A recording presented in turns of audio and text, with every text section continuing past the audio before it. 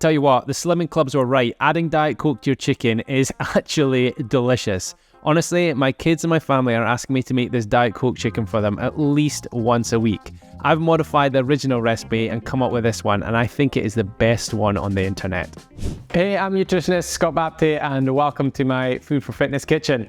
Now, there are several versions of Diet Coke chicken that are doing the rounds in Slimming Clubs, and my version is just going to throw another version into the mix. The popularity of this dish can be chalked up to a few things. Firstly, it's delicious. Secondly, it's a cinch to make. You just throw a few things into the pan and it takes about 15 minutes to cook and you're done. And finally, there's the novelty factor. You've probably not used Diet Coke in cooking before, so adding that just is a little bit fun and just gives it a little bit of a different edge to it. Now, although it's called Diet Coke chicken, you don't actually have to use Diet Coke.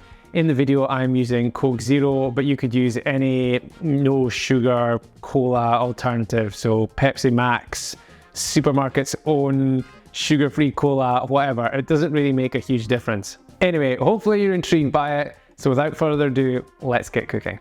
Now, the first thing we need to do is make a little seasoning for our chicken. Now, this combo of garlic powder, onion granules, and paprika is my current favorite, and I use it quite a lot of recipes and also as the base for a lot of marinades. If you just add it to chicken before cooking and mix it through, it doesn't need to marinate. It just gives the chicken so much more flavor. So if you're doing, pan-fried chicken or chicken in the barbecue or a grill, this little mixture is good enough on its own. But for this recipe, it's a winner. Anyway, at this point, please make sure you click that like button if you've not already done so. Right, to make the sauce, we're going to use Diet Coke, Coke Zero, Pepsi Max, whatever, just some kind of no sugar Coke drink. And then add another teaspoon of that onion granules and the same of the garlic, along with some rice wine vinegar, half a teaspoon of chili powder, 2 tablespoons of soy sauce. I always use reduced salt soy sauce just because I'm cooking for 2 kids under 4. I want to keep the sodium content down. And then add 100 grams of ketchup. Now, I don't like ketchup at all. Yes, it's true, I never put it on my chips or anything, but it's key for this sauce. It just gives it a real nice sort of vinegary edge and the sweetness, and it helps thicken everything up too. So mix all of that through so it's nice and combined, and then just set it aside. Then you're going to heat some oil in a wok on a nice high heat and add that chicken.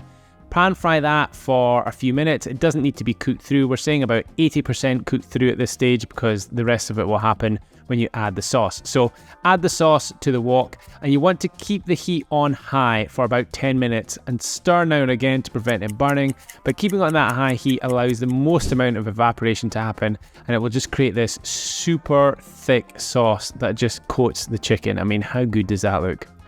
I usually serve this with rice, and as always, make sure to add some garnishes just to elevate the aesthetics of the dish. I use the end part of a spring onion, the green part nicely sliced, along with a wee sprinkle of sesame seeds. But that, my friends, is how you do it.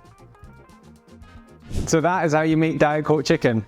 Hope you enjoy this if you make it. As always, leave me a comment below and let me know what you thought about it. And if you've not had a chance to subscribe yet, click that subscribe button so you don't miss out on future high protein recipes.